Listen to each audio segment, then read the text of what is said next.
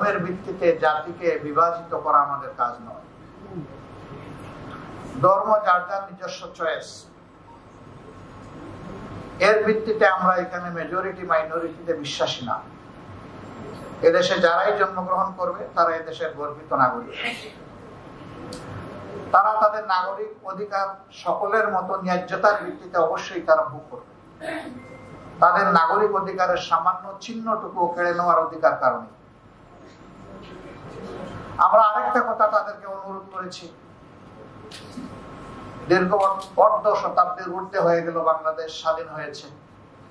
এই দীর্ঘ সময়ে যারা কুমতলব হাসিলের জন্য বিভিন্ন ধর্মের মানুষের উপরে জীবনের, ইজ্জতের, সম্পদের উপরে আক্রমণ চালিয়েছে, আপনারা দয়া করে তাদের নাম খুলাসা করে দিন।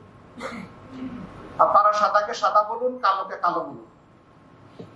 তাহলে কালোরা সাদা এপ্রন গায়ে দিয়ে সমাজে আর বিচরণ করতে পারবে না। তারা সমাজের কাছে ধরা পড়ে যাবে। আমরা তাকে স্পষ্টভাবে তাদেরকে এটাও বলেছি, সেই কালো ব্যক্তিটি আমি হলে আমার নাম বলে দেন, কোনো অসুবিধা নেই। সমাজ আমাকে চিনে ফেলুক। আমরা প্রত্যাশা করব আগামীতে কোনো অন্যায়কে কেউ বরদাস্ত করবে না এবং কেউ আড়াল করার চেষ্টা করবে না। যদি বরদাস্ত করে, আড়াল করে, তাহলে এই দেশে সুস্থ সমাজ এবং সভ্যতা গড়ে ওঠার কোন সম্ভাবনা নেই। এটা বারবার লঙ্ঘিত হবে, বারবার বাধাগ্রস্ত হবে এবং জাতি বারবার পথ হারাবে। একটা জাতি আর কতবার পথ হারাবে?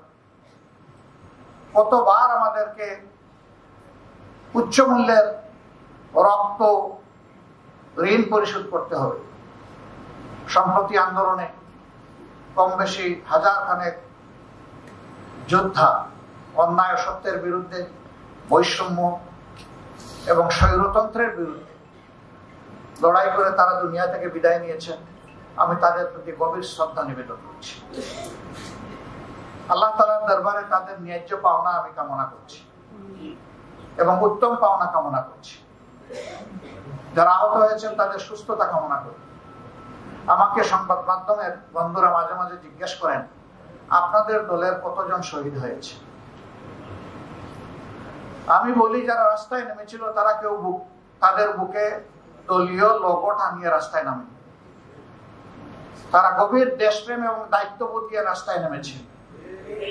অতএব এইখানে আমার আর তার বলে কোনো কথা নাই। সবাই আমার, সবাই আমাদের। এই বিভাজন আমরা চাই না। এরা কোনো দলের নাম অথবা যশ প্রতিষ্ঠা করার জন্য সেদিন লড়াই করেনি।